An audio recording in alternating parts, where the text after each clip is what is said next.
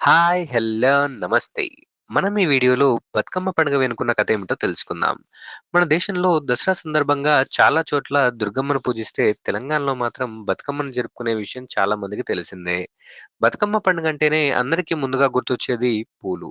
రంగురంగుల పూలను తెచ్చి అందమైన ఆకారంలో పేర్చి 9 రోజులు ఘనంగా ఈ పండుగను జరుపుకుంటారు తెలంగాణ ఆడపడుచులు. ఈ పండుగ వెనకాల ఉన్న కథ ఏమిటో ఒకసారి తెలుసుకుందాం.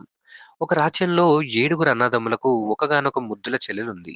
ఆ ఏడుగురు అన్నదమ్ములు వీరాది వీరులే. ఆ ఏడుగురికి పెళ్ళిళ్ళు కూడా అయ్యాయి.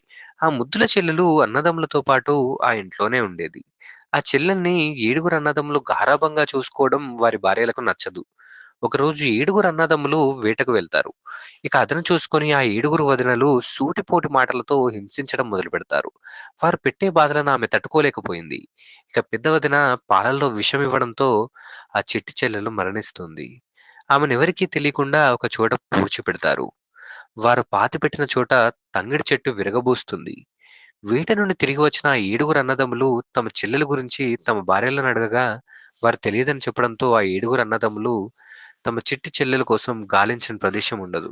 కొండలు, గుట్టలు అన్ని ప్రాంతాలు తిరిగి అలసిపోయి తమ ఊరిని చేరుకున్న తర్వాత ఊరిలో విరగబూసిన తంగిడి చెట్టు దగ్గరకొచ్చి ఆగుతారు.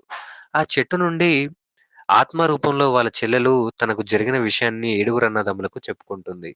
అప్పుడు ఆ ఏడుగురు అన్నలు తమ చెల్లెలతో "నీకేం కావాలో కోరుకోమంటే, ఈ తంగెడు పూలలో నన్ను చూసుకోండి" అని ఏటా నా పేరున పండగ చేయమని ఆ ఏడుగురు అన్నలతో చెప్పిందని ఒక కథ ప్రాచుర్యంలో ఉంది.